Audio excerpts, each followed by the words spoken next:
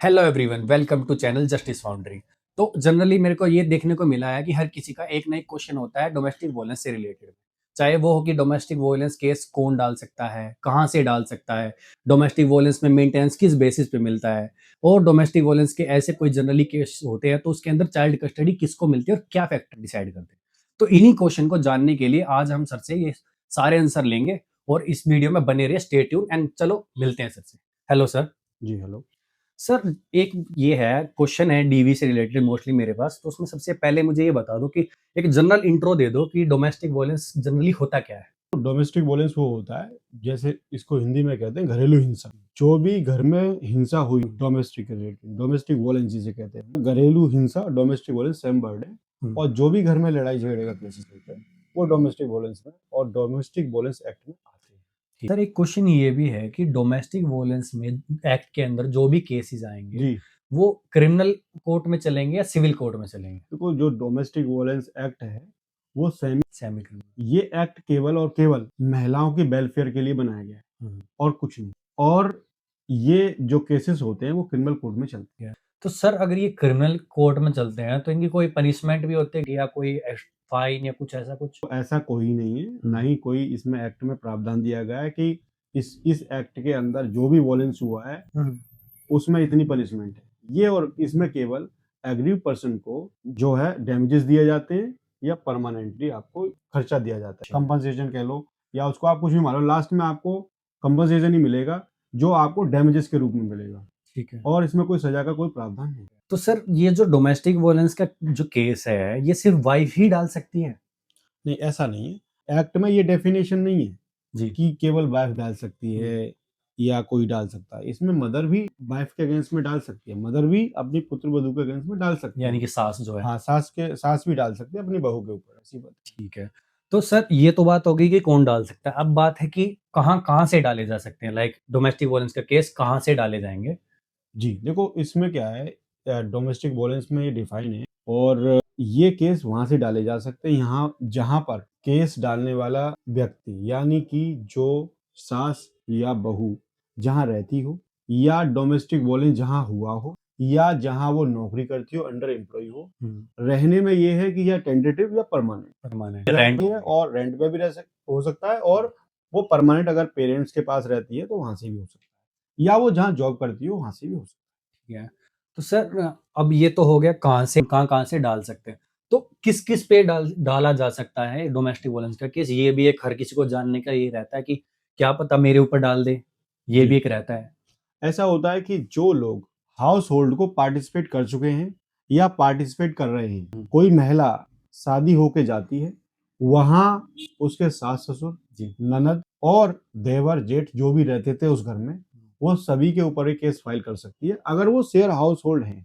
Share house hold की meaning यही है कि वो एक छत के नीचे गुजारा करते थे जिस समय पर वो लड़की वहां पर रही, या उसी स्थिति में वहां सास रही, तो सास अपनी पुत्र वधू पर, क्योंकि वो भी वहीं रही थी। तो मतलब आपका कहने का मतलब ये है कि कोई भी एडल्ट पर्सन जो एक छत के नीचे रह रहा है जी तो उसके ऊपर ये डोमेस्टिक वायलेंस का केस हो सकता है। बिल्कुल, एब्सोल्युटली। ओके।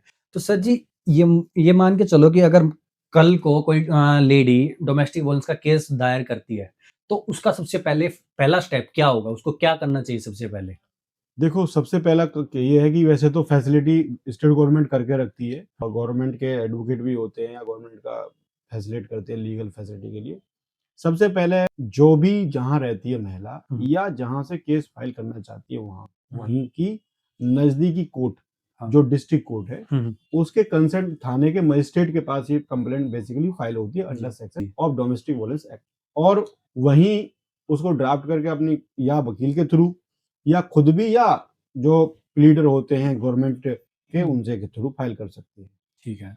तो ये तो बात हो गई कि कहाँ कैसे पहला स्टेप क्या होगा। जी तो अगर इसको ही ऑपोजिट ले ले कि कोई हस्बैंड जिसके ऊपर अगर डोमेस्टिक वायलेंस का केस हुआ हो जी तो उसका पहला स्टेप क्या होगा, वो उसको क्या करना चाहिए। सबसे पहली बात देखना ये है कि जैसे ही सबसे जनरली कोर्ट ये होती है कि पहले हस्बैंड के अगेंस्ट ही नोटिस इशू करती है जी।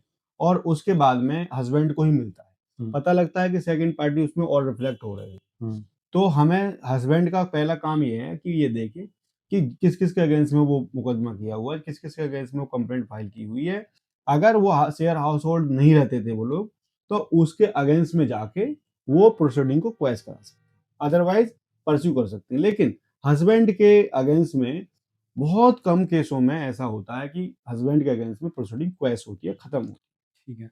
तो जैसे कि आपने बोला है कि एक शेयर हाउस होल्ड में अगर कोई एडल्ट रहता है तो उसके ऊपर हो सकता है।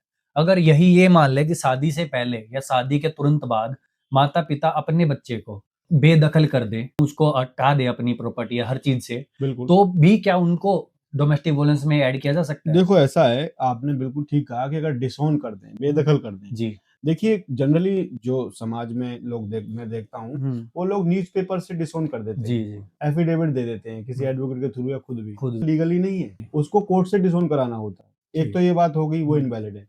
चलो मैंने वैलिड डिसऑन मान लिया, और उसके बावजूद भी आपने अपना बच्चा अपने पास रखा, जी। और फिर उसके बाद उस डोमेस्टिक वायलेंस हुआ, हाँ। तो ये ट्रायल की बात हो जाती है। अच्छा। डिसऑन कर देने से ही उसका लाइबिलिटी डिस्चार्ज नहीं होती, उसको उससे दूर रहना होगा।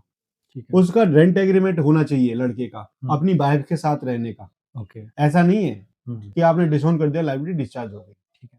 सर अभी जैसे कि आपने बोला कि एडल्ट साथ में रह रहे हैं तो साथ में उनका नाम जुड़ जाएगा जी। डोमेस्टिक। तो जनरली देखा भी यही जाता है कि ज़्यादातर बार मदर एंड फादर का भी नाम ऐड हो जाता है। बिल्कुल। तो क्या ऐसा कोई प्रोविज़न या ऐसा कुछ है जिसके ज़रिए उनको डिस्चार्ज किया जा सकता हो डोमेस्टिक वायलेंस देखिए केस? क्या है, मैं बताता हूँ। सुप्रीम कोर्ट रिपीटेडली ओपिनियन आ चुका है कि डोमेस्टिक वायलेंस मैट्रिमोनियल लॉ का जो है मिसयूज हो रहा है। जब आपको ये पता लगा है कि वो शेयर हाउस होल्ड में रही नहीं, हमारे साथ कभी नहीं रही, लड़का दिल्ली रहता था, और वो जो पेरेंट्स हैं या इन-लॉज़ हैं वो दूर रहते थे, वो पॉसिबिलिटी नहीं है। वो आपको आपको एविडेंस देनी है कोर्ट में, और वहाँ से डिस्चार्ज कराना, डिलीट कराना नाम, और वो कोर्ट नोटिस इश्यू नहीं करेगी, उससे पहले सुनना होगा कोर्ट को कि भई इनके बारे में आपके एलिगेशन क्या है। दूसरी बात, इसमें एक प्रोविजन है डोमेस्टिक वायलेंस एक्ट में, जी। इसमें प्रोटेक्शन ऑफिसर अपॉइंट होता है। जी।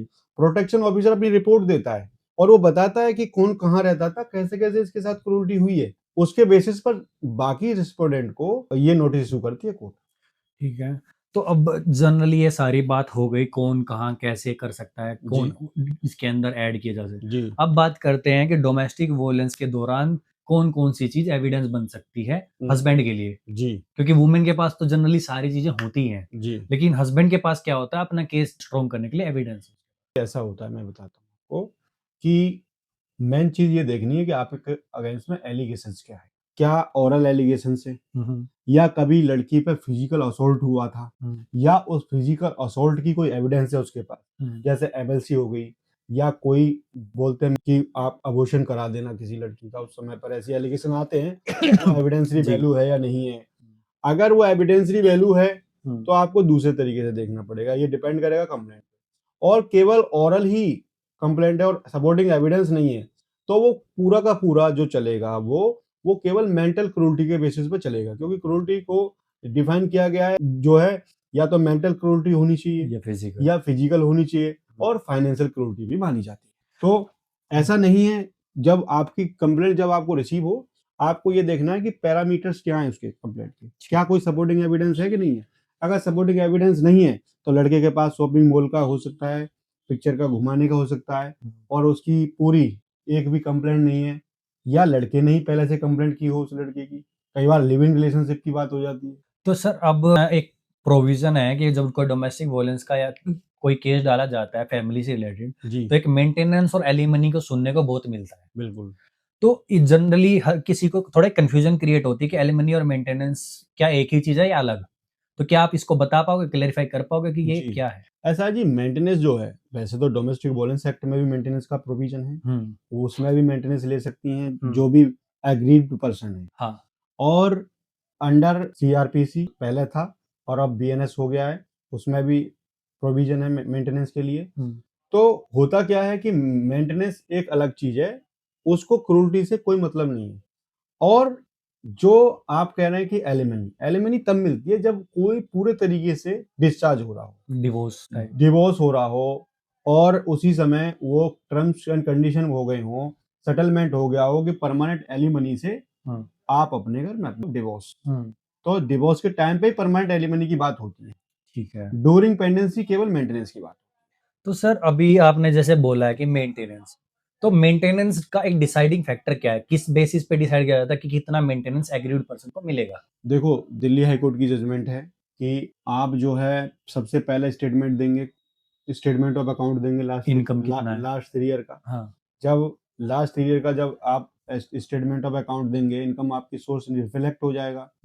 और उसके बाद में आपकी जॉब फैक्टर क्या है या खर्चे क्या हैं या आपके इनकम के सोर्स क्या हैं या फिर जो अग्रीड पर्सन है जिसने पिटिशनर जिसने फाइल किया है उसका लिविंग स्टैंडर्ड क्या है, उसको देखते हुए ही मेंटेनेंस कोर्ट बांधती है। ठीक है। तो सर अभी जैसे कि डोमेस्टिक वोलेंस है, तो वहाँ पे फिजिकल असोल्ट कुछ भी हो सकता है उसके द्वारा। तो अगर किसी भी हस्बैंड और वाइफ के पास कोई चाइल्ड है, तो उसका जो उसकी जो कस्टडी है, वो वुमेन को मिलेगी या हस्बैंड को मिलेगी? और इसको किसको मिलने का कोई फैक्टर है या नहीं है? देखो, कस्टडी की बात कोई भी डोमेस्टिक वोलेंस एक्ट में नहीं। डोमेस्टिक वोलेंस एक्ट में आप विजिटेशन राइट है आपका, ओके। चाइल्ड को विजिटेशन राइट है, चाहे वो कितना भी छोटा है या कितना भी बड़ा है। हुँ, कस्टडी का प्रोविजन अदर लॉ में है। हुँ। और बच्चे की जहाँ तक बात है तो बच्चे की जो कस्टडी दी जाती है वो फाइनेंशियल कैपेसिटी को देख के दी जाती है 7 साल के बाद। 7 साल से पहले उसको केयर को देख के दी जाती मतलब कि उसका बच्चे का वेलफेयर पहले डिसाइड है। करते हाँ, हैं, बिल्कुल। उसके बेसिस पे होता है। जी। Sir thank you so much बहुत सारी जानकारी के लिए। मुझे नहीं लगता है कि इसके अलावा कोई क्वेश्चन किसी ऑडियंस का होगा। अगर किसी का भी होगा तो वो कमेंट सेक्शन में जनरली बता ही देते हैं कि मेरा ये क्वेश्चन है मैं तो हमेशा कैसे। मौजूद हूँ, कोई भी बता। Thank you so much guys. अगर आपको कोई भी क्वेश्चन है, कुछ भी क्वेरी है, तो आप कमेंट में वो क्वेश्चन डाल सकते हैं। हम उसका जितनी जल्दी हो सके उसका रिप्लाई देंगे। और अगर आपको ये लगता है कि हमें किसी अनदर टॉपिक के ऊपर कोई वीडियो या आपको कोई जनरली जानना है कोई चीज़, तो आप वो भी कमेंट कर सकते हैं। Thank you so much.